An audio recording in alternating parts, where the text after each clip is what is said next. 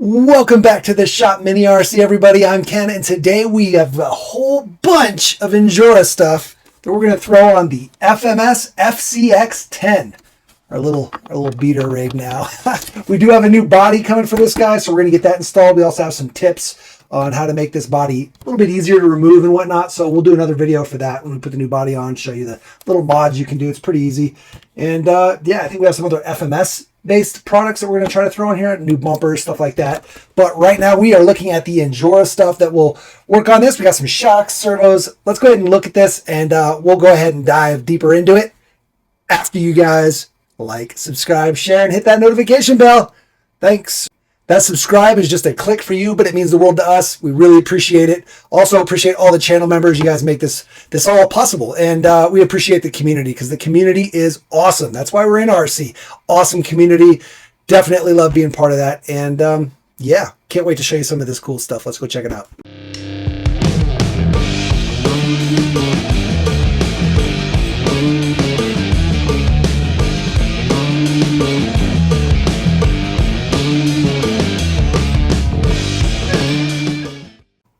All right, so we've got some shocks here. These are some 90 millimeter mountain shocks, the Injora mountains. We're going to check those out. We've got a winch servo, a 360. This is the 35 kilogram winch servo. And then the same thing here, except it's for steering. So 7.4 volts, 35 kilograms. Servo horn, winch accessories, the spool and the line and whatnot. So we'll get that installed. We've also got some new 1.9s. These are the turbines. And these guys are looking pretty cool. They make them in, I think, like 4 different color variations or options. Actually, there might be more once you start to do the outer rings versus the insides. Whatever, though. We got these guys. Pretty cool. We'll post some pictures so you can check that out when we're getting those together. We've also got these guys right here. Boom. 1.9 swamp claws. They are 4.75 in diameter. So pretty good size, but they should work well, along with these inserts. We got the 2 different size inserts. The green is the super soft and the blue is the soft. These are also obviously for 1.9s. They go from 106 millimeter to 108, 4.19 inch diameter, outer diameter. But we'll see how they fit inside these guys. Hopefully they're not too loose. We asked Injora what they thought we should get. They suggested this, so we'll see. One thing cool that I've seen people do with these for smaller tires is you can cut off the outside ring and trim it down, make it a little bit smaller. So definitely interested in checking these guys out. They fit up to 36 millimeter width tires. So again, we'll see how they work with these guys. We'll let you know. So my plan here is to open up each one of these items. We'll probably take these shocks apart, show you what they look like on the inside. We'll put together our servo, show you how to do the winch line and whatnot. Put together our wheels and tires. That's pretty straightforward, but we'll probably just show you some if we run into anything or give you some tips and tricks, and then get all this stuff installed on the truck and do a little bit of running. I wanted to snag up stuff that I thought people might upgrade first thing off the bat for their FCX10s. You get a brand new FCX10, what's some stuff people are going to want to try to upgrade? And I felt like Injora had some good priced things that are definitely easy upgrades that will definitely push your truck to the next level, at least while we're waiting for new aftermarket parts, you know, brass knuckles, just different things to help make the truck perform a lot better that are specific to the truck. At least this stuff here is a little bit more generic as far as they can fit on any truck and stuff they already had. We didn't have to wait for them. You can order it right now. So that's what I wanted to show you. So we've got both the super soft and the soft, because we're going to do super softs in the front and softs in the rear, a little bit stiffer rears. You can kind of see the difference here. See how squishy that is? Look at that. Woo. But I feel like that'll give us better conformity on the front and then prevent us from squatting super bad in the back. Because if you're too soft in the back, it'll just squat as you're lifting because you have a lot of weight transfer to the rear.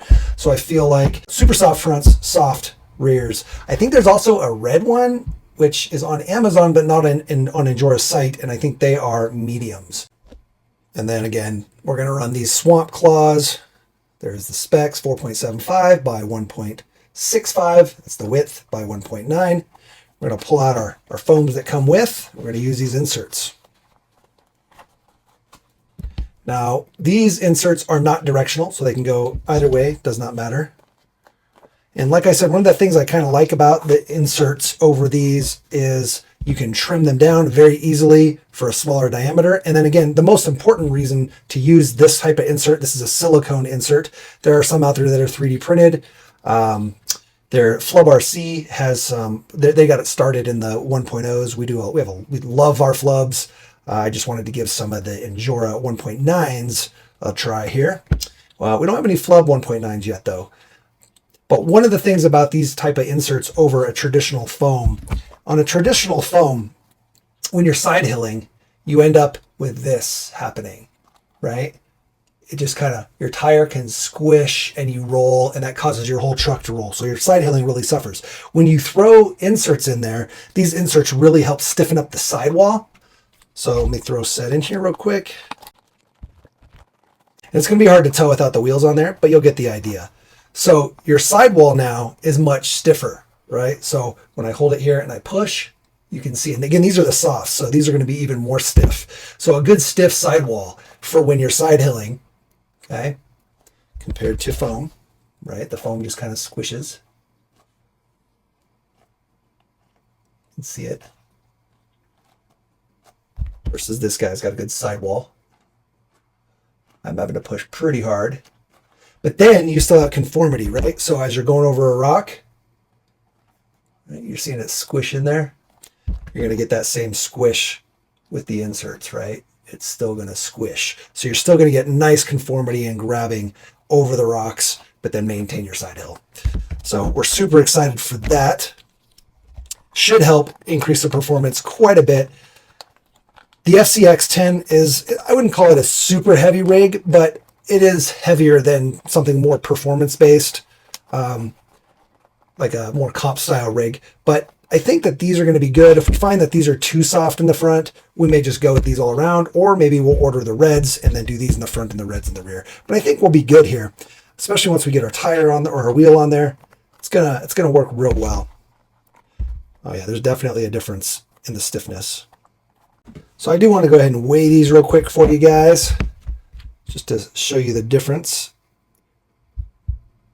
Looks like this one is 73 grams for the soft, and then the super softs come in at 69 grams. So there's a 4 gram difference between the softs and the super soft, which is unfortunate because it means we're putting a little bit of extra weight in the rear. But again, it's what, 4 grams, 8 grams total.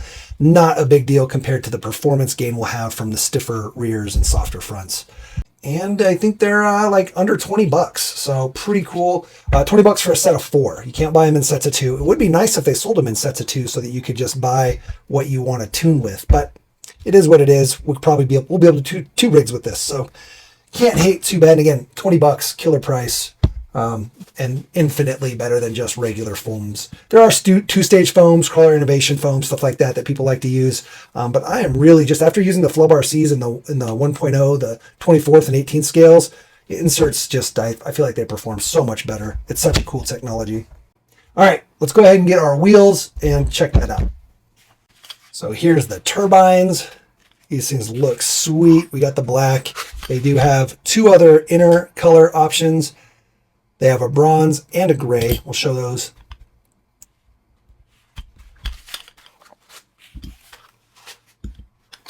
And these guys come in at under 40 bucks. Right now, I think they're $38.99. We may look into getting some brass inner rings. I'm not sure yet. We'll see how the truck does as it sits with these upgrades. But we do have some other brass rings, but I plan on using them in a different truck. So I'm pulling out these hub screws because I plan on Loctiting all the screws. Whenever I go metal into metal, I use just a little bit of Loctite. We're not going to use a ton, but definitely want to get some in there, at least on the hubs, since the hubs, will never probably, there's no reason to take those apart unless you're changing your offsets.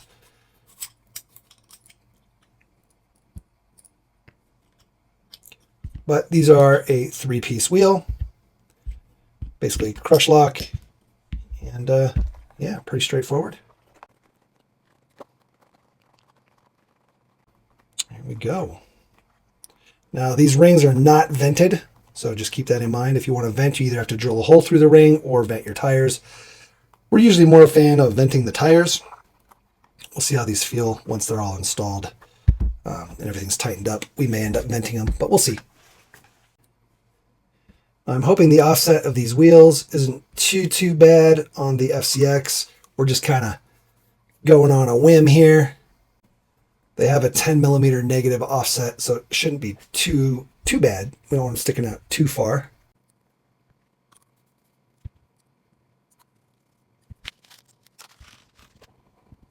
So I gave these guys a closer look, and these are not screw holes. I thought they were screw holes. They look like screw holes. I mean, it's black, it's dark, it's hard to tell in there, but these definitely do not screw into those. They also don't really, they're countersunk, so it'd be kind of weird to use countersunk screws. So I guess these are probably just for a different wheel set, maybe a wheel set that has a beadlock ring, because otherwise I don't know what they're in here for, but that's my guess. We've got these guys all Loctited up, ready to go, and now we'll be able to start throwing them on our tires here. Now, tires are usually directional, or at least people like to think they are. Generally speaking, the tires kind of grabbing, so think of it as like grabbing like this, right? So you want to be going this way. That's your rotation. So if this is going to be on this side and this is going to be on this side, that's going to be the way you want it to go moving forward, right? These are our front wheels rotating forward. You probably don't want to set them up like that.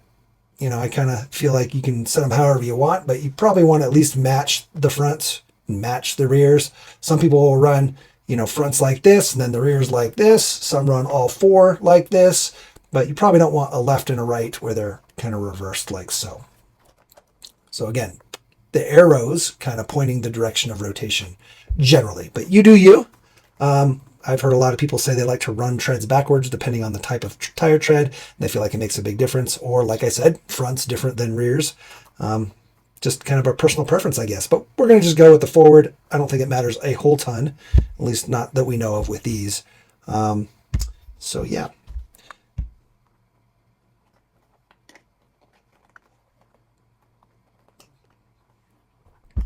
Then your rear ring just kind of drops on. If you ever have issues getting this on, or it feels like it doesn't want to go in, it's too tight or whatever, we do this on the 1.0s a lot. The 1.9s are much easier to deal with, but sometimes it seems like it just has an issue or you're trying to rotate it. Just get this wet. Dunk your finger in some water, get it a little wet, and that'll help you be able to stick it in to the tire and rotate it and keep you from feeling like you got to keep pulling it out, putting it back in to get your screw holes to line up. Okay, that is an option. Oh, you know what? I just realized those screws are for something. They're for the rear ring. There are no screws on the backside ring. So be aware of that. All these little screws go in the backside.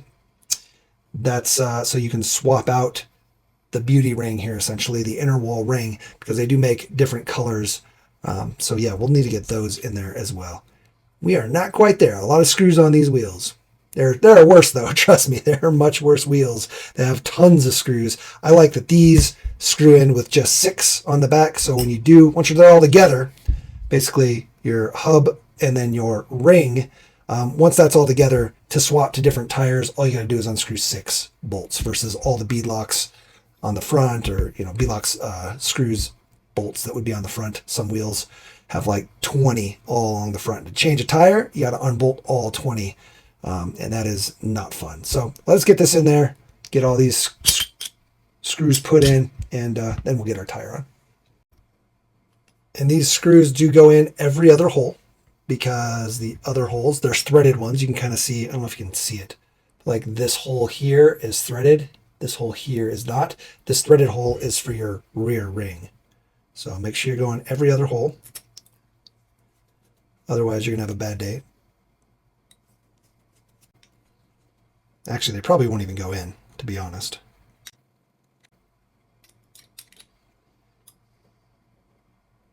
Just like so. And then, again, these holes here are for the rear ring. Okay. Also, just be sure when you're putting these in and tightening them down, you go in a star pattern, right? That way you're not binding up one side as you screw in. If you just go on one side, you bind up. So tighten them down a little bit, snug them up as you go. And then once they're all in, you can tighten them down that last little bit. but you just want to make sure you kind of evenly go down. The ring drops down onto the wheel. Also, be sure you don't, if you're mixing up inserts, be sure you know which is which when you put them on the truck. Pretty easy to tell because the softs are pretty soft and the stiffs are pretty stiff, so shouldn't be too bad. With the FairRC inserts, they have they're directional, so you definitely have to mark kind of the direction of the insert on the tire. That way you know when you install it which direction you need to go. If your tires aren't directional. If your tires are directional, it's pretty easy. You just make sure they're in there, the same as the tires.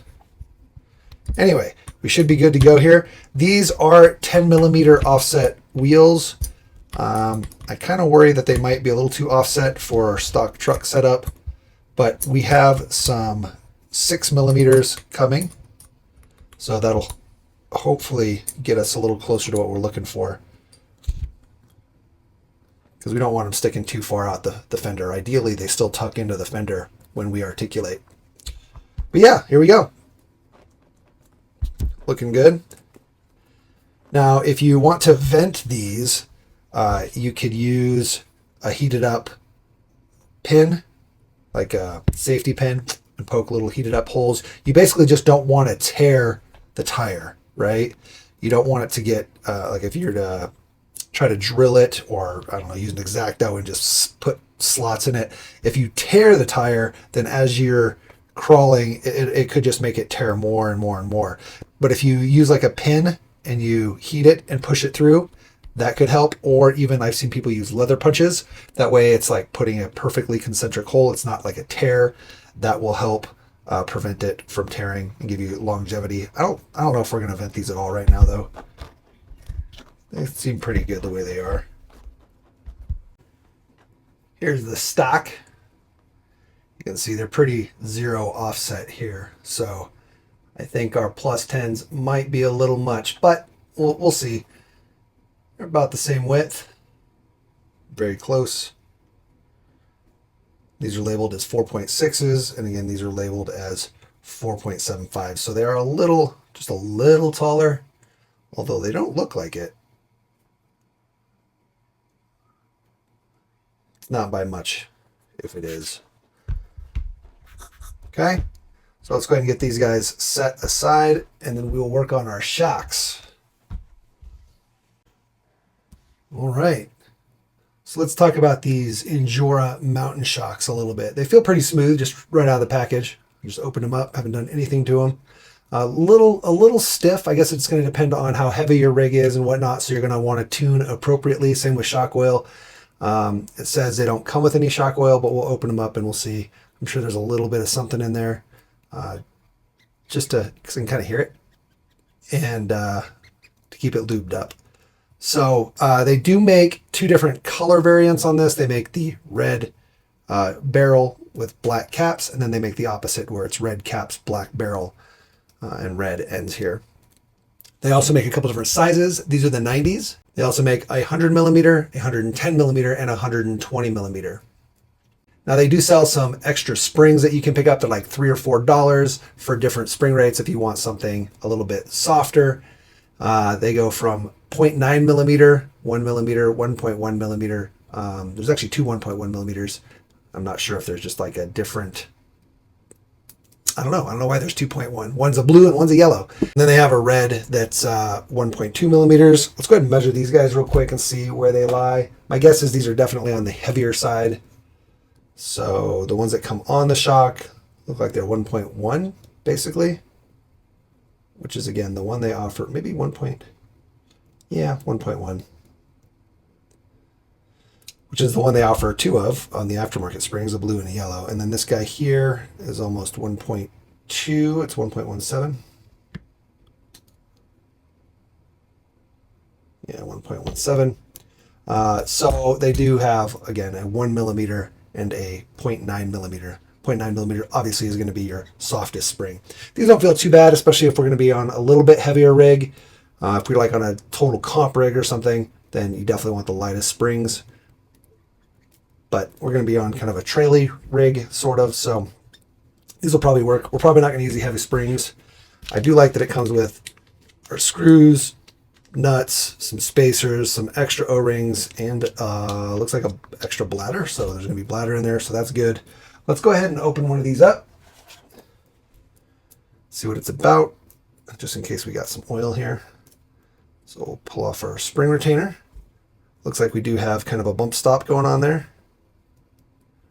That's good. You can always remove that if you wanted to compress more. Oh, maybe not. Looks like it compresses almost all the way before it even hits the bump stop. Now, mind you, that's because the spring retainer's not there. Let's put that back in. And now we are more than likely going to hit the, oh, pretty close. Yeah, it just barely hits the bump stop in there. It's kind of hard to see here. There we go. You might be able to see that a little better now. But it just is, it's barely hitting the bump stop, if at all. My guess is it's hitting the bladder first. Adjustable collar, which is nice. You can get some preload in there, especially if you go with the softest springs. And then these joints feel pretty loose, so that's good. But not sloppy, just freedom of movement. Yeah, there is some oil in there. There's our bladder. There is not much oil in there, though. It's pretty empty. So you're definitely going to need to fill it up. I did read something about these valves, the C-clip. See the C-clip in there? Let's see. And then you have your valve. It's got 3 little holes. I've heard that some people think the valve is, the holes are a little large, so you need to use thicker oil. We don't have a lot of 10 scale options right now because we usually do the minis, so all of our oil is pretty thin compared to what you would want to use in a 10 scale. But we do have some. We have some of this here that we got with our Rift. So we'll probably use some of that. We'll probably buy some more actually, but just to get us up and running, we'll use some of that just to fill these up a little bit more with something a little thicker. But yeah, there's that. And then let's check what our rings look like in here. If we've got a single O-ring or an O-ring and a bushing or 2 O-rings. Looks like we have plastic bushing there. And then we run it on a single O-ring here. Let's see if I can get that O-ring out.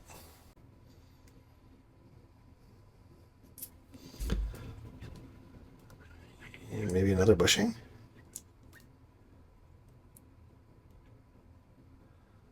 Oh, we're getting oil all over. Let's go ahead and unscrew this link end.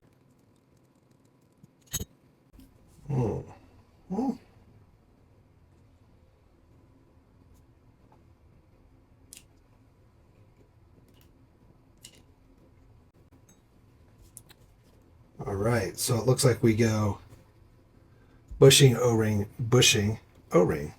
Is there a second O-ring in here?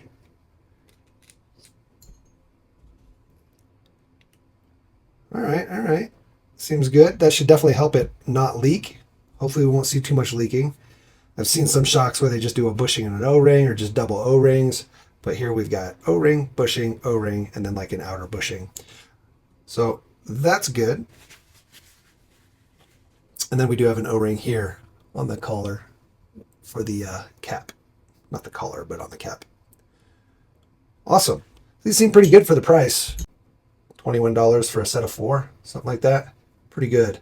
All right, let's get this guy back together and get some oil in there. And so there's the bladder I was talking about. Actually, it looks like the bladders are a little cleaning up.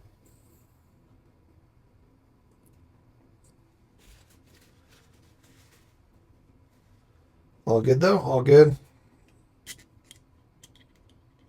Again, make sure you don't mar up your shock shaft when you're unscrewing these. That's why we use the shock tool. O-ring, bushing, O-ring, retainer of sorts. This is directional. Actually, I believe it goes this way. Nope, I lied. It goes this way.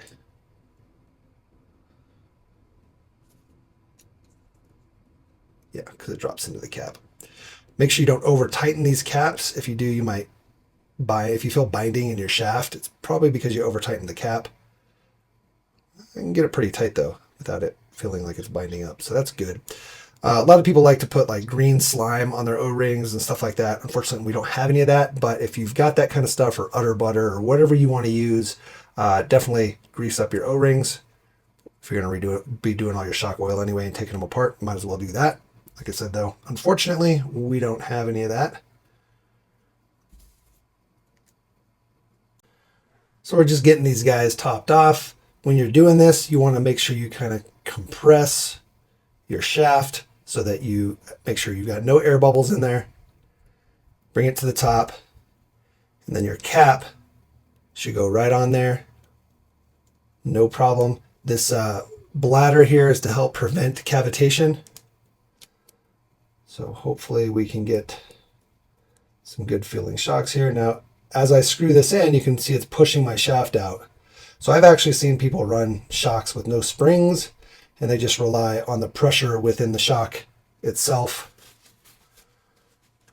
to help rebound. Now, that right there means we have way too much oil in there. Now, I did that on purpose to show you guys, but you don't want that. So you're basically going to want to pull oil out until you're able to fully compress without it feeling like it's basically pushing, you know, onto a rock. It's definitely not compressing all the way. So we're going to pull some oil out, and that'll definitely stop that from happening.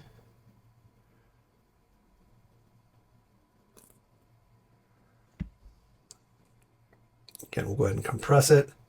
We've got the oil right there. It's not totally at the top, but it's right at the top of our little flange in there.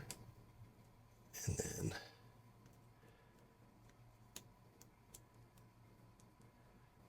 there we go. Now my shaft isn't pushing out as hard as it was. It's got a little bit of pressure on it, but not nearly what it was. And that's a little better. See that? Now we're able to fully compress. It does rebound a little on its own. Kind of okay with that. Kind of. I don't know. These if we had really soft springs, we'd be more okay with that. I think I might pull out a little bit more. I don't really want it to rebound because these springs are so stiff. If I was running much softer springs, though, that makes sense. Give it a little bit of rebound off the oil.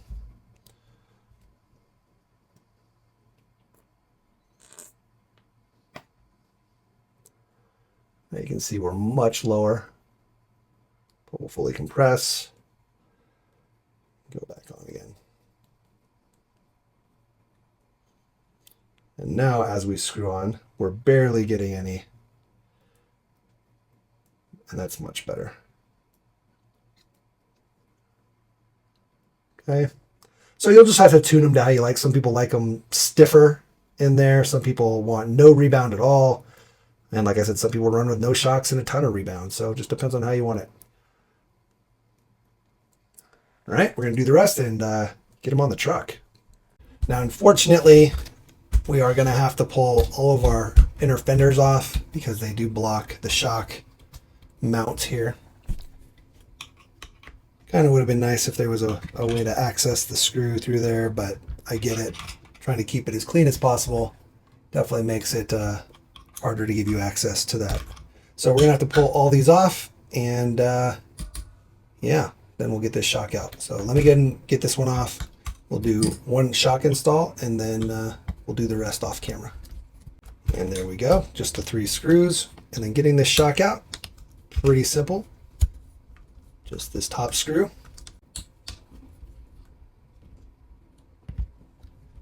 And then the bottom.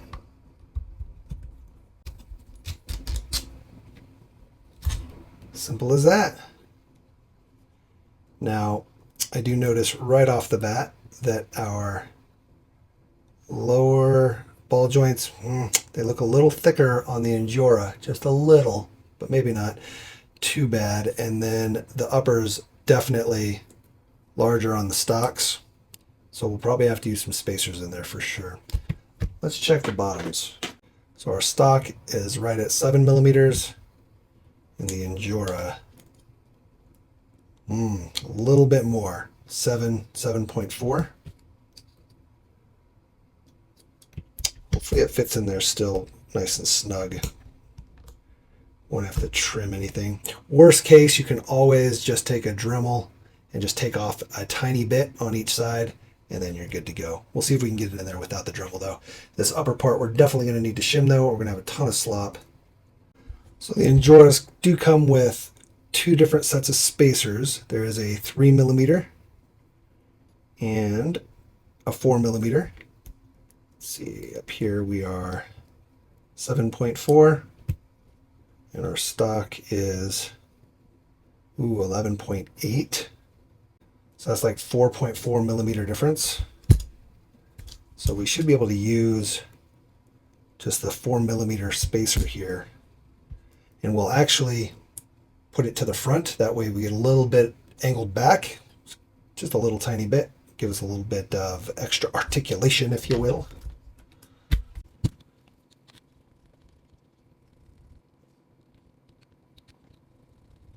Yeah, it's looking good. Because this is plastic, if you tighten it just a little bit, it will cinch down just a tiny bit. Now, we didn't have to really do that, but if you needed to, you could. There we go. Ooh, you know, if we do that, it looks like we might end up having issues rubbing right here, just a little bit. Let's see. We won't know. It's very close. We won't know till we're probably good here, I think. Let's see.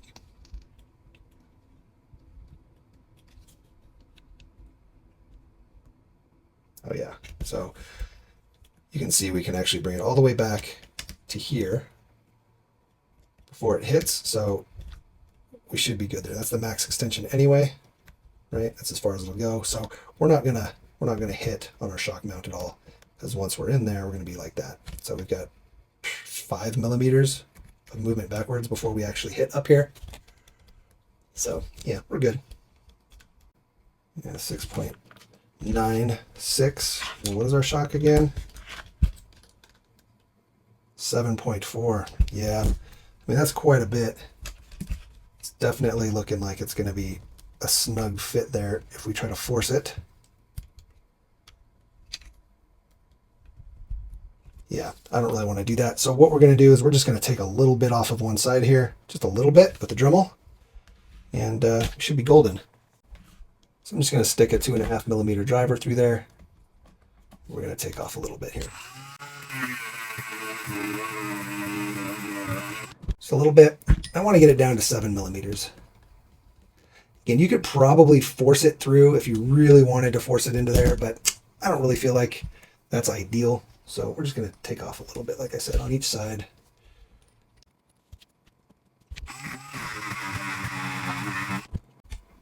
And bam, there we go.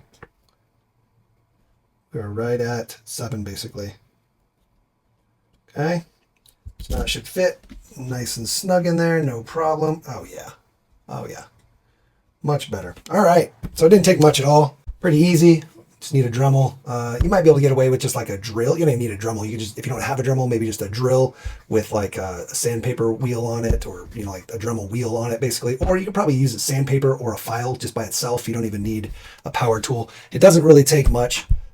Pretty minimal amount of removal there. Dremel just makes it faster, that's for sure. And then we get our links back in. And there we go, all installed. Nice and smooth.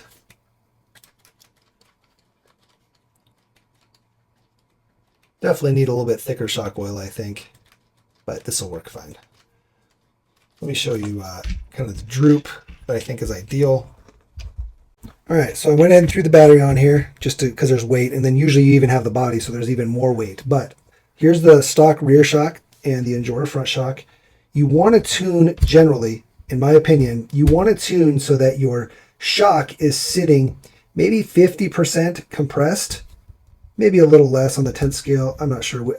We do it a little different in the 24 and 18 world, but you want a little bit of that compression, right, where it's dropped down. That way you've got soft enough springs to let it drop, but they're stiff enough to hold the truck up, obviously. So when you pick up the truck, this is what's droop. This is your droop. When you pick it up, how much it drops down, right? So you want about 50% droop, maybe 60-40, just a little bit though. You don't want it staying stiff all the way up, and you also don't want it just fully compressed like this under its own weight. You want it to kind of be floating in the middle. If you notice our rear spring's a little stiff. It doesn't really have any droop at all, right? And that's with the big battery in the back. If you took the battery out, it'd be even worse. But I mean, these shocks and springs are pretty good, but they're kind of just this thinner coiling, and kind of like the thicker coiling. Well, the thicker spring, this thicker wire, but you know, less coiling. But you can see, you kind of want that droop. Okay. And once we get the other shock on the other side, it's going to drop a little bit more, just because that side is still holding up the whole truck more than it should. So that'll be good. That'll be good. I also just realized you only need to remove the 2 screws on the inner fender because it's got some flex to it, and then you're able to get to your shock mount screw. So you have to pull the whole fender off, which is nice. We're going to get the rest of these guys on here though. All right, we got all 4 installed. Looking good, feeling good. And you can see now that there's the full weight of the truck on just the Injora springs. There is some of that pre-compression. Okay, so that's kind of what we're looking for.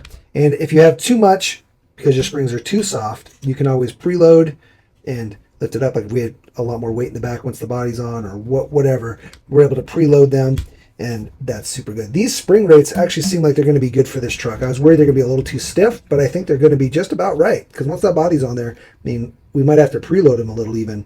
But yeah, definitely digging that. So next up is going to be our servo. We're going to go ahead and put the new Injora servo in. These guys are kind of notorious for having their servos break. So we think that a new servo should definitely help us out. And these are a good budget-minded servo. So we're going to throw it in there and see how we do. And then we're going to do the winch. We'll do a winch as well. So here's our new Injora servo, 35 kilogram coreless. Good up to 7.4 volts. Here's the stats on the box. If you really want to see it all, you can pause. Go up to 8.4 on this guy, which is good. We'll start by just removing our link from our servo horn, our drag link. Pop that guy out. And I'm hoping we can use our aluminum servo horn here. That would be nice. Ooh, I just noticed our drag link's a little stiff. That's okay. We'll flip this guy over and just get the 4 screws out of here.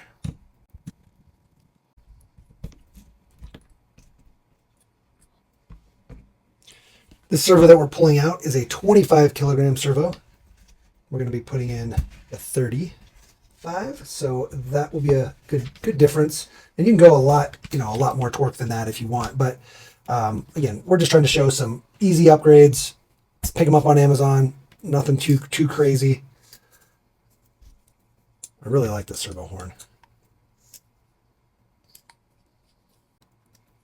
Now this was wrapped. I don't know if you can see on this side over here. It was wrapped like this. This thing just unwraps. It's just some plastic. It's not tape, so you can easily unwrap that and get access to your servo wire.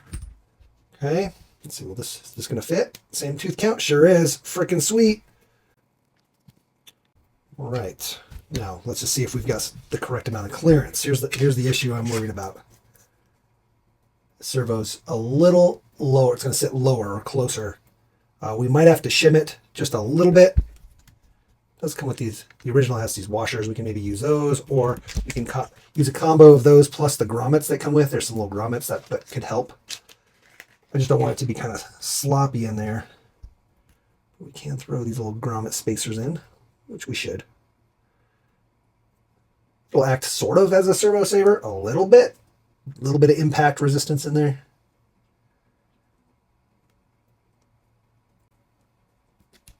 And it's going to help space it just a little bit. So that is why. And we'll go ahead and put in our little metal spacers here. We're going to screw in this side. We're going to put our washers that came with the truck on the bottom just to help extra space. Just a little bit. And hopefully that'll get us up enough. Oh no, these grommets are going to be, or the metal. Yeah, that sucks. So actually these metal spacers are not going to work. Or they're not really spacers. They're just to help reinforce the grommet. Yeah, our screws are too big for that. So we got to pull those guys out. That's okay. Not the worst. Hopefully our screws will still go in decently. Yeah, we're fine. So we'll just go through like so, and then we'll put our washer under there. And that should get us a decent amount of spacing to help lift this up off just a little bit. So it's not too low into the diff down here. Now before we get this guy all the way installed, I'm just going to test fitting, but we're going to want to make sure that the servo is centered, right? Centered here. So we're going to go ahead and turn on our remote. We'll plug in a battery real quick.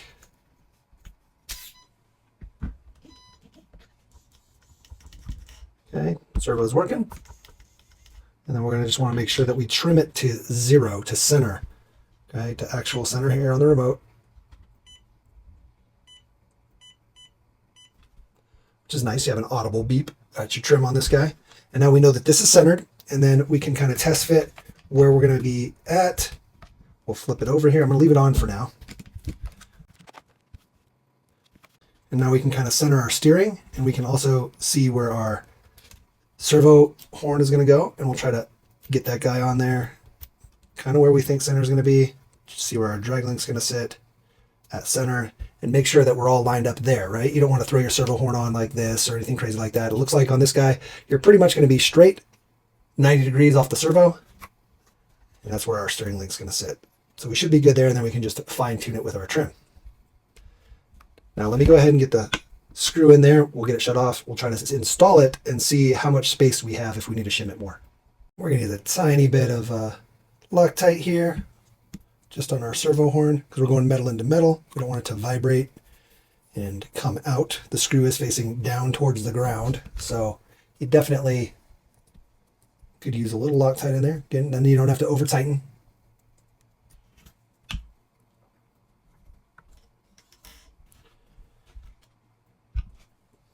And seems good. Do one more little snug here. And we're golden. All right, we're all installed. Seems good. One thing that there is to know about this servo horn, well, not just this servo horn, but many servo horns, the concept behind torque versus travel or throw. On this horn, we have 2 spots where we can mount the drag link. Mounting the drag link to the frontmost spot will give us the most throw, right? It'll push us the farthest for steering, so you'll get your most turn radius. Now, you want to make sure you're not overdoing it, you're not hitting on your diff, you're not basically bottoming out your servo throw and having to turn down your dual rate. If you have to turn down your dual rate, that means you have the ability potentially to move it back 1 hole further. So real quick, I'll throw this in here. You can see we're hitting right here. That's kind of our max throw. But then my servo still has a little bit more it can go. And I think our dual rate wasn't even all the way up. Hold on. Turn our dual rate all the way up. Okay. So now you can see we stop right about there, and we've got a lot more to go. I just don't want to push it too hard on the servo, but there's a lot more throw that the servo can do on both sides. So we're going to go ahead and move this back to the back hole. And what that's going to do is it's going to give us more torque, because the closer to the fulcrum or the pivot point here, the more torque you're going to have. So hopefully we can get our screw in there. Let's see. There we go.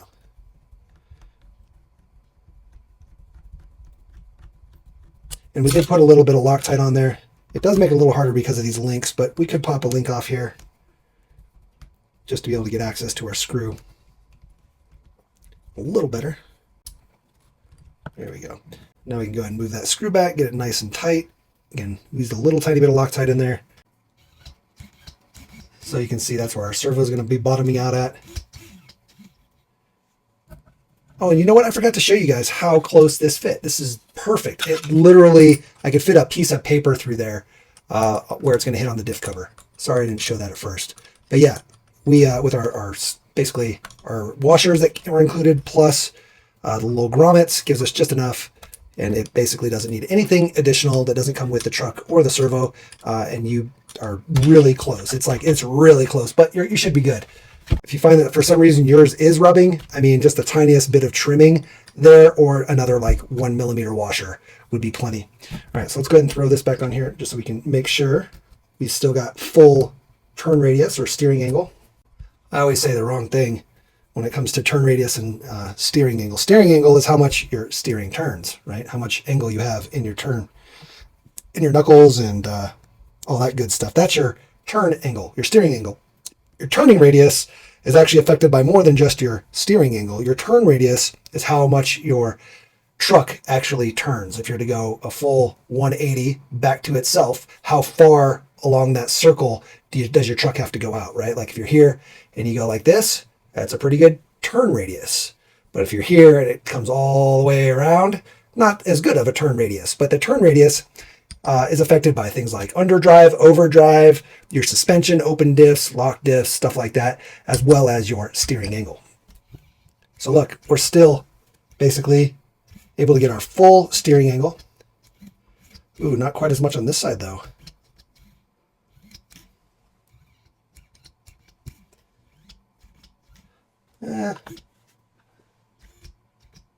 Yeah, that's unfortunate.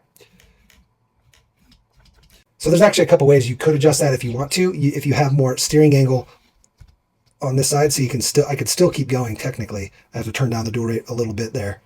There you go, right about there. But then we're still not getting the whole way there. That has to do with our initial starting angle of our servo horn. So you could extend your drag link, just to unscrew it a little bit, make it a little bit longer, pull your servo horn off and basically start it over here just a little bit. That'll give you a little bit extra steering angle to this side versus that side. If we trim it over there, does it go more? No. Even if we're trimmed all the way to that side, it's about the max you're getting. Oh, also, I see what's happening. The servo horn is hitting on the servo mount under here. So that actually does bottom it out. So I think in this situation, we probably will have enough torque, and we'll go ahead and move it back out to this outer one. But just know that the closer in you mount your drag link, the more torque you're going to have, which is going to give you better power during crawling. I don't know, that might be enough turn radius for us. That's going to make a big difference in how much torque it actually gives off. So I was actually a little mistaken there. You actually want to shorten up your drag link here, which would bring your steering radius turn angle this way, your steering angle this way, and bring your servo horn a little bit more this way, essentially giving you more pull to this side, getting you more turn steering angle that way. Okay. So again, my point though is just that you can adjust this through the drag link and adjust it through moving your servo horn 1 or 2 teeth the other direction so that you can get a little bit more throw out of it. But I think we're going to be fine. I think we got plenty of torque here. We're going to go ahead and just move this guy back to the front. Make sure we have max both ways. We should be golden. And I just wanted to point out your Injora servo does come with different horns and whatnot. Like I said, these little metal spacers, some screws, as well as the servo horn screw right there. Okay. All right, we're all good to go. I dig that you're able to just basically drop in the Injora servo without having to have extra parts. So that is super nice. Fits just fine, no issues. Definitely going to work out. Super happy about that. We're going to go ahead and run this guy through here though. One thing I like to do to kind of clean up some of the wiring or just shorten it up so it's not just kind of hanging out all over sometimes, especially on aftermarket servos, they tend to give you a lot of wire. You can obviously cut them down, solder them, put new plugins and all that stuff. I just like to coil it around, and then we'll use just a little bit of heat just to kind of make them form, make the wires kind of conform to the coil. I'm not trying to melt it, just trying to heat it up. And then the wires definitely hold their shape a little better.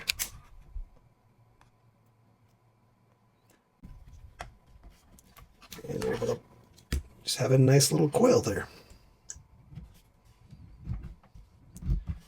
And that way too, if you ever change the servo, move the servo somewhere else, remove your electronics, you still have your length. You don't have to go through, and if you cut it too short and then you move your electronics further for some reason, adding that length back on is going to prove to be pretty difficult. So this at least keeps it, which is nice. All right, let's move on to the winch servo now. This is the Injora 35 kilogram 360. Basically the same thing that we just put in here, except this guy goes 360 degrees. Comes with all the same servo horn stuff and screws and grommets. Then we have this awesome little kit here for spool and wire. You get both a string, a nylon, I believe, and then a metal wire. You can choose which one you want to use. So here's everything that comes with the winch. We got the servo for the winch, obviously, and then our little servo spool pack.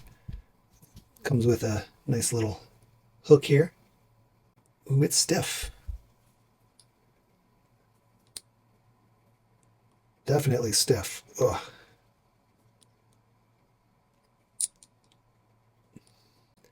Maybe it just needs to be broken in a little bit.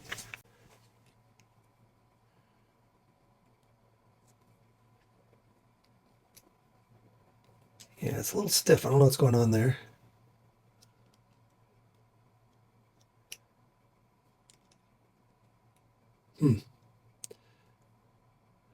Either way, I think we are going to end up using this guy though. So this is a Mias Fairlead and hook. Let me open this guy up and show you real quick.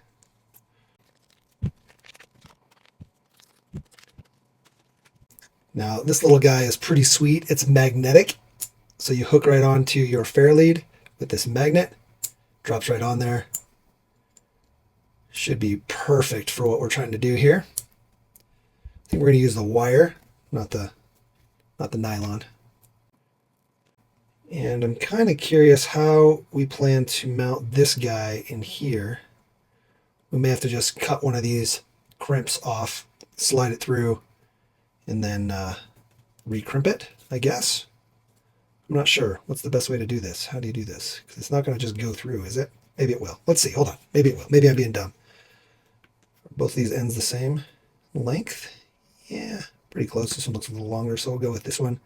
We can just kind of pinch this guy down, then get it to kind of fit through here. Yeah, that'll work. And then we got to open it back up and then slide the end through. Okay. And we'll bring this end back around and try to tuck it through. Gonna have to pinch this too, probably.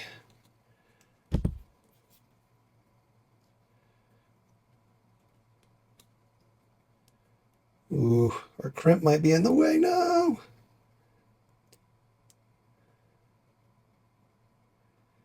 Damn.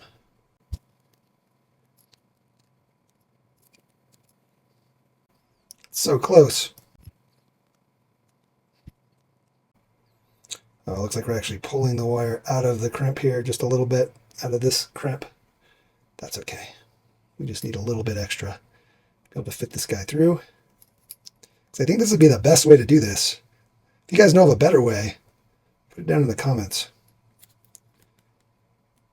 The main thing is we could have wrapped it around and then just tucked it through without going through the spool, but then when you get to the end, it'll just spin, right? Like as it unloads all the way and then you start spinning, it's just going to spin and you're not going to actually be able to wind yourself back in.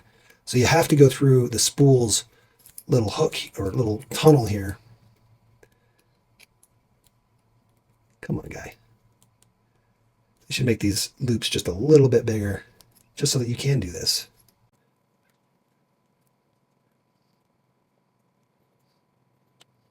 More moments later. All right, so we just went ahead and removed the crimp, and we're just going to tie a knot at the end here.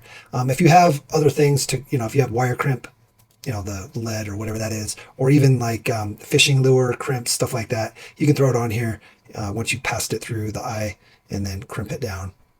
Make it nice and tight. But we're just going to try to just do a little knot here at the end. Should work just fine as well. Try to keep the knot as close to the end as possible.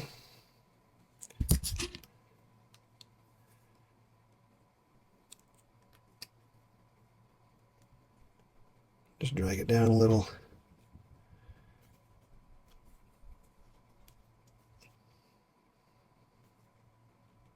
And there you go. You're good. So that's an easy way to do it too. And then we'll just wind it up. Actually, let's plug in the servo and wind it up. So you just drop this guy on there. Wait, wrong side. There we go. It's a 25 tooth, just like the other one. We're going to plug this into our channel 9. And that is this little knob here. It's probably the best spot that's not being used. And it does let you control the winch at a variable rate, which is nice.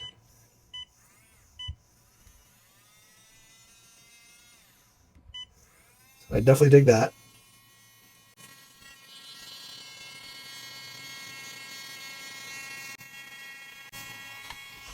Oh no, I let go.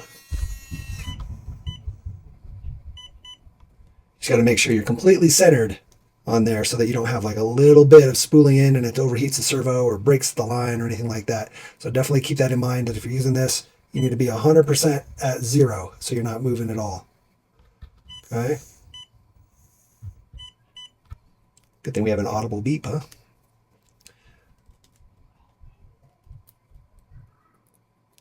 All right, let's go ahead and undo this just a little bit. I'm going to hook this through here like this for now so we don't unspool. Now, this little guy can go right here on the bumper, but we're going to change these bumpers at some point. We have some of the FMS metal bumpers, so I'm going to get those swapped over. So I don't think I'm going to totally install this just yet, but what I am going to do is get the winch installed, which goes right here. Bam, just like so. And then we'll throw the hook end on there. And we'll see if it can just go through the body and whatnot for now. We'll do another video though when we switch over to the other bumpers, and we'll install this at that point. So make sure you guys subscribe, hit that notification bell so you know that other video goes live and you see the FMS metal bumpers go on, and we'll install this awesome Fairlead. So cool. For now, we'll just go ahead and put this on there.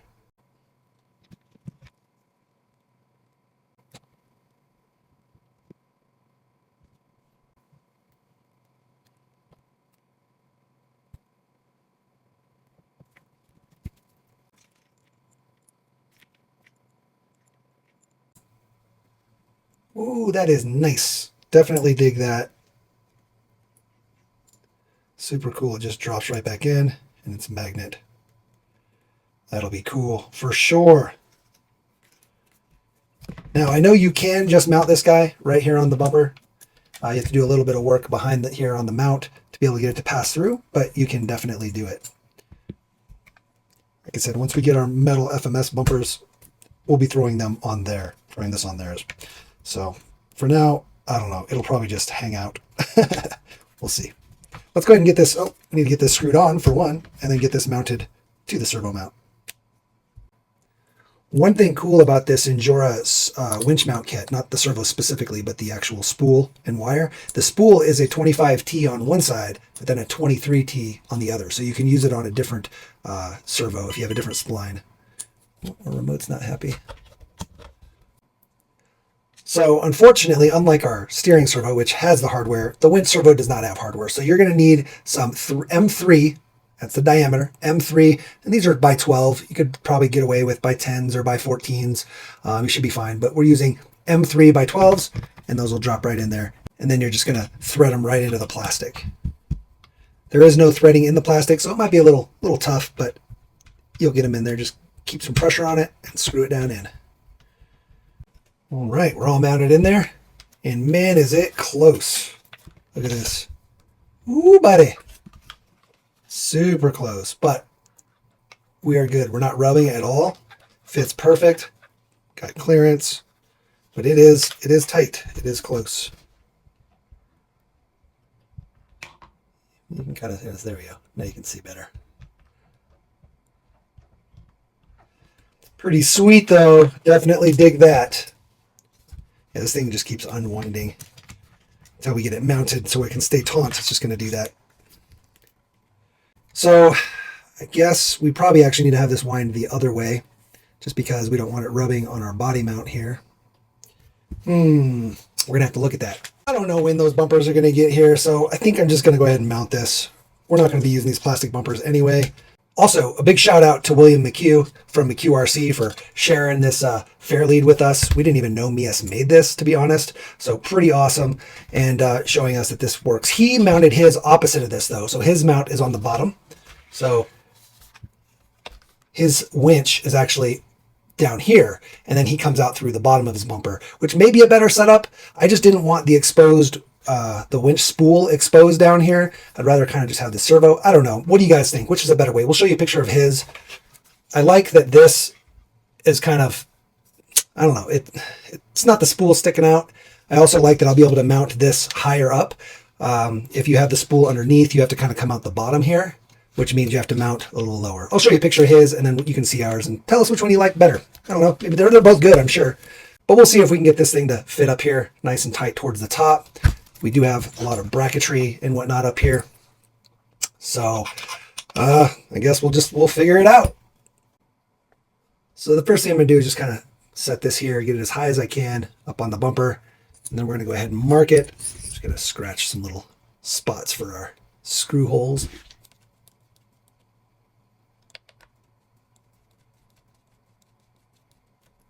Then scratch a spot for our Fairlead.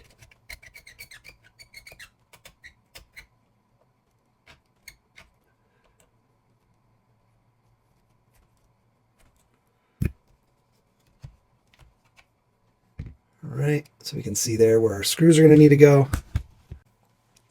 The included screws are, looks like they're M2s. So we're going to go ahead and drill a 1.5 millimeter hole, and then we'll just kind of force thread these through. 1.5 millimeter is basically a 1/16. Now we do need to be careful here because our screws for the bumper mount go through there.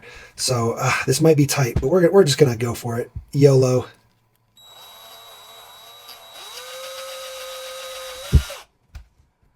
All right, well, you can see, there you go. That's where you're going to come through.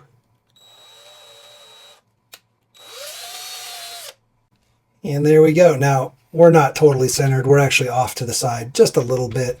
I just wanted to be able to make sure that our wire cleared here. Plus, again, plastic bumper, we're replacing it. Don't really care too much about it, and figured this is a good way to see how much clearance we end up getting while we're using our winch. Again, we're going to wind this the other way so it comes out of this side, but should be good here. We'll see. But it does work.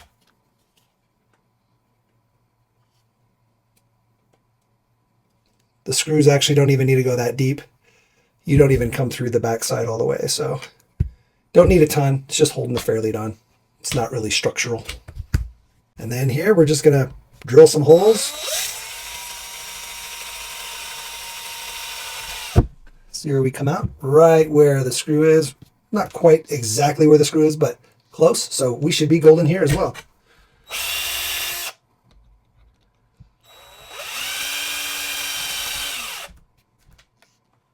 Yeah. Perfect. We're just going to drill a few more holes, and then we'll clean it up with a Dremel. Just like so. And then, like I said, we'll get a Dremel wheel and cut that out some more. Something like this.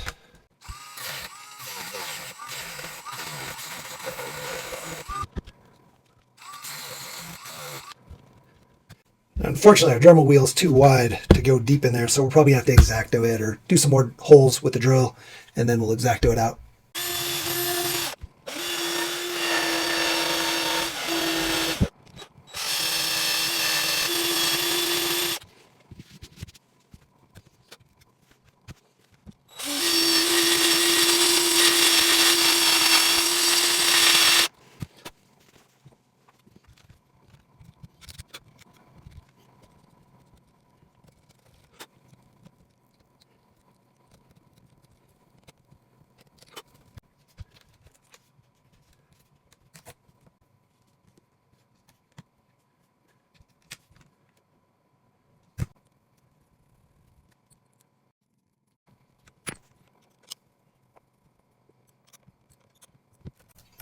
Yeah, looking good, looking good. All right, let's get our hook back on. Let's see which way this hook's gonna magnet this way. Doesn't really matter here, I guess.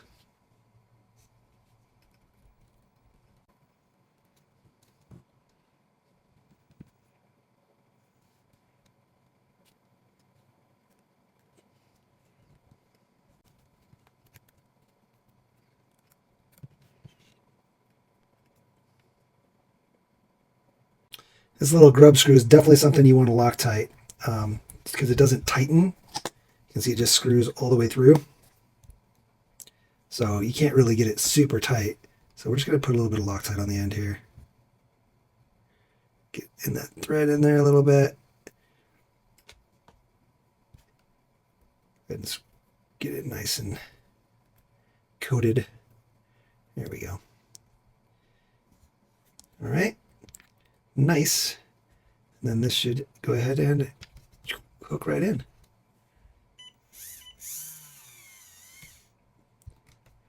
So one thing we're noticing right off the bat here, and you can probably already see it, the winch cable is at a pretty decent angle here. Not decent as in good, but it's a pretty extreme angle here. And so it looks like when we go to unwinch or rewinch, it may end up coming off the spool. Let's see here. Because it's pretty low.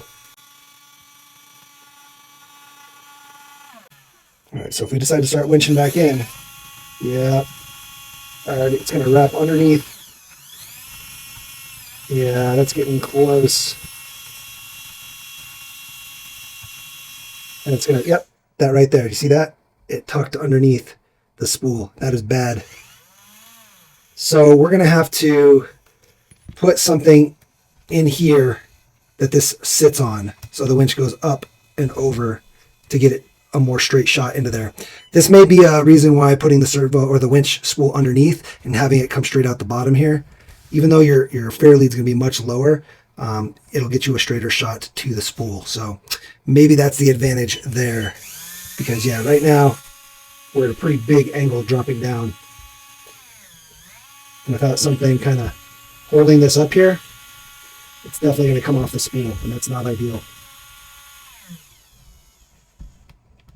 Now, before we get into that, though, let's make sure our body seems like it's going to fit.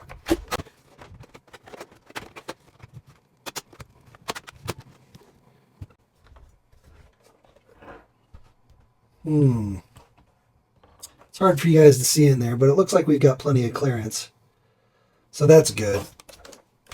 Let's see if we can get this popped off just a little bit so you can see. Yeah, there's plenty of clearance in there. There's a straight shot. Okay, and then the body itself. There isn't actually anything in the way here, so we're totally good. We just need to get this lifted up so that we have a straighter shot into there. Well, all right, there we go. We actually used a 24 scale light bar that we had that was burned out. I just took out the electronics and kind of pinched it just a little bit. Sat on top of these mounts. These mounts are actually the bumper mounts on this side. So you can see these. We took the screws out of this side and we basically screwed it in. So you're this way using longer screws and washered it up. We might need to put just a little bit more space in there because it's still getting really close to kind of coming off. But look at how much more straight into the winch it's going to go. Much better than before. You can see that. It's much better than before. Yeah, way better. Now, we'll see if this thing starts to wear, things like that. I don't know. But it was easy. It was cheap. It was free. You know, it was a busted light bar. You'd have to get creative and figure out a way to brace this. We should still have clearance for our body here. We actually haven't tried yet. But I should be able to fit the body post down in there. Let me see real quick. It's like just too close to the body post. It's okay. We can bend that light bar in more. Basically, this piece right here, we can just get some pliers and squeeze it. Again, it's hollow, you can see. So we'll just bend it in some more in the center there, and we should have clearance. We'll be good. Well, it wasn't quite that simple. The issue is on the center tab here, it's raised like this, and it's hitting right here on this thing, on the center tab. So you can see we just removed it. We took it down. This is not really a supporting piece. It's more just a guide pin, really. It just kind of guides it in the center. You don't even need it, honestly. So we were tempted just to take the whole thing off, just trim off this whole thing right here. But I decided against it. I figured we'll just do it like this for now. Trimmed it down, got rid of this giant chunk that was kind of poking out the front, which is what was hitting on this little bar here. And now we've got plenty of clearance. And if it breaks, which I doubt it because like I said, it's not supporting. But if it does break, it's basically the same as us just cutting the whole thing off. So whatever, we figured we'll see if it breaks. I doubt it's going to. But yeah, we just had to make that clearance because this part kind of sticks out quite a bit. It was hitting on our bar as it slid in there. But now we are golden.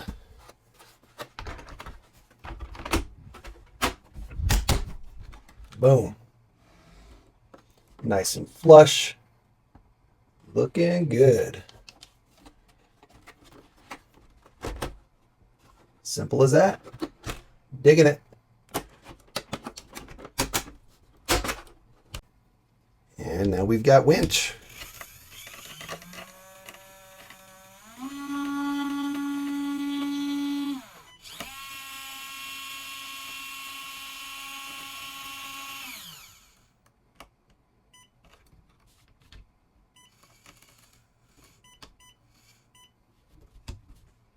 Nice.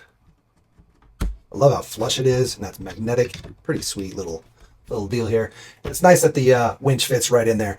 Now, with all these mods that we did, if you don't want to do any of those mods, you can, well, you'll have to still cut your hole in your bumper, but you can do it the way the McHugh did it. Like I said, you're just going to end up having your Fairlead mounted much lower, and your spool will end up being exposed down here. Not a ton, but again, we'll show his picture. You can see. We just thought we'd try a different way. That way you can see that both options work and how much work goes into both. His doesn't really have any specific mods other than making the Fairlead fit on the bumper, which you have to do for this as well. All right, we're going to throw our wheels and tires on, and then we're going to go crawl. These wheels and tires, they're a little wider than the stock because, like I said, they're plus 10s. So we're going to have some rubbing, but we got some plus 6s on the way, or 6mm offset, not plus 6s. These are 10mm offset, negative offset, and we're going to get 6mm negative offset. I wish they made something smaller, but I think just with the way the hub is designed, the 6mm is the least they can go. So, especially with how deep these already are, they're pretty deep. So there's the offset difference. You can see these are the stocks, and these are the new Injoras. Not much, just a little. But you can see that we are going to rub on this side a little under full compression, whereas on this side they would generally kind of tuck. We're not getting that over here. We're getting more rubbing. But I think once we get the 6mm instead of the 10s, we might actually tuck. So we'll see when they come. And just to show the weight difference, our stock wheels and tires were at 121 grams, and then our Injora wheels, tires, and inserts we're at 240. This has foam in it, but you know, foam's pretty light. So 122, 121 versus 240. I mean, it's basically double.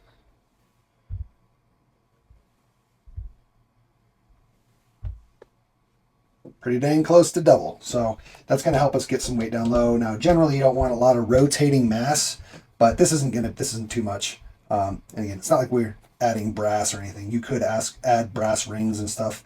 Especially if we're trying to get forward weight bias, but we're going to run it like this. Maybe at some point we'll get some brass rings for the front. We'll see.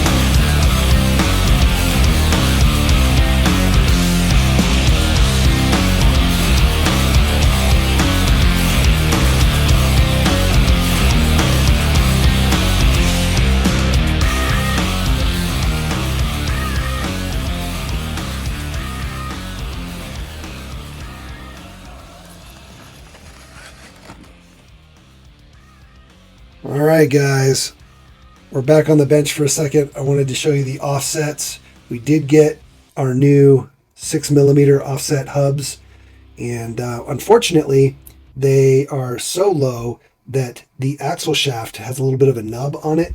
You're not going to be able to see it, but I can get the screw or the bolt all the way down because it would hit on where the threading stops on the axle shaft. So we had to pick up some washers, and I suggest you should always have washers on hand, different spacers and washers.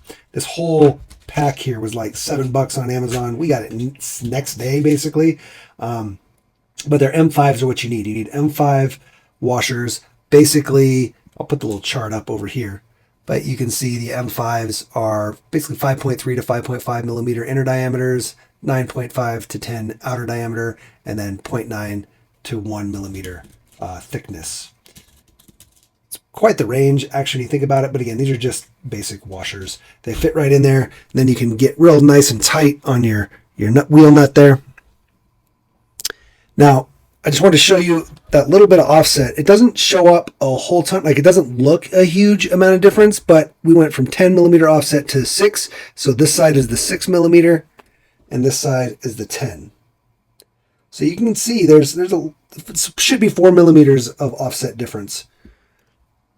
Now it still doesn't completely tuck into our fender, but it's much closer than it was. And I think it looks a little bit better without them sticking out too wide. Then we got the back here. You can see it almost tucks. It almost tucks on the back.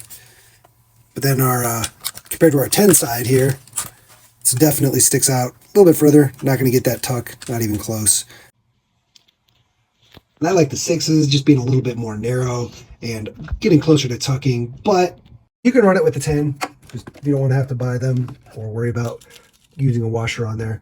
But I definitely wanted to show you that because it came in after we did our running footage. Also, this is our new body. So we got a brand new body, looking slick. We put the topper on this one. We use the other one kind of as our beater. We're going to scale this one out. We're going to put an interior in it. And I don't know, just try to keep it nice. Maybe do some more scale, get an antenna, stuff like that. Make a little more scale, maybe some antenna whips, from the back. Down to the front. I don't know. Overall, though, I'm definitely enjoying the Injora stuff. Wheels and tires worked great. We didn't do any crazy hardcore crawling, but they were gripping where we needed grip. Seemed to be fantastic. The inserts, game changer. Definitely get some inserts for your rig.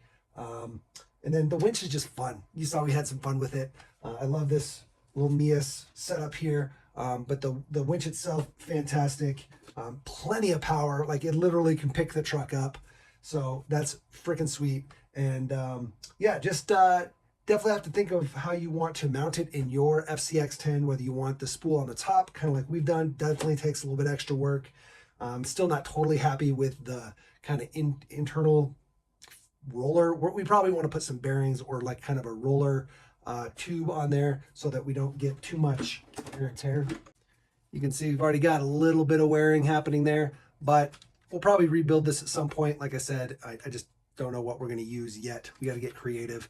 Got to get some tubing and all that. We just figured we'd do it with what we had on hand, but easily we can make a bracket and some tubing and kind of a roller bar there, and that would definitely help, and it's not going to wear as much. But it worked fantastic the way it is, so can't complain about that. The shocks seem good.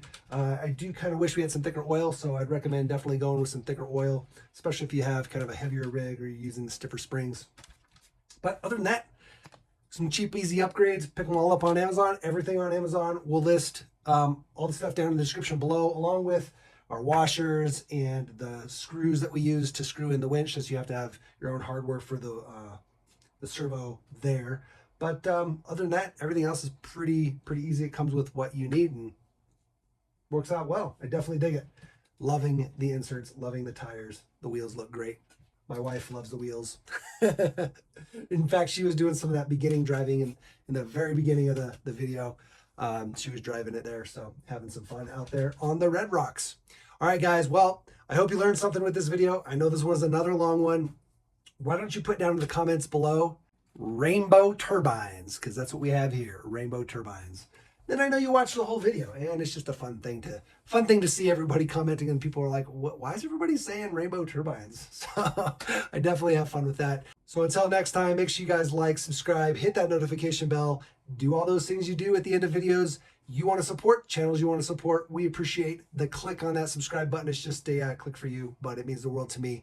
And yeah, get out there, build something awesome, build a car, build a course, build a community, and then smash it, crush it, and bash it. Don't break the expensive parts. Peace.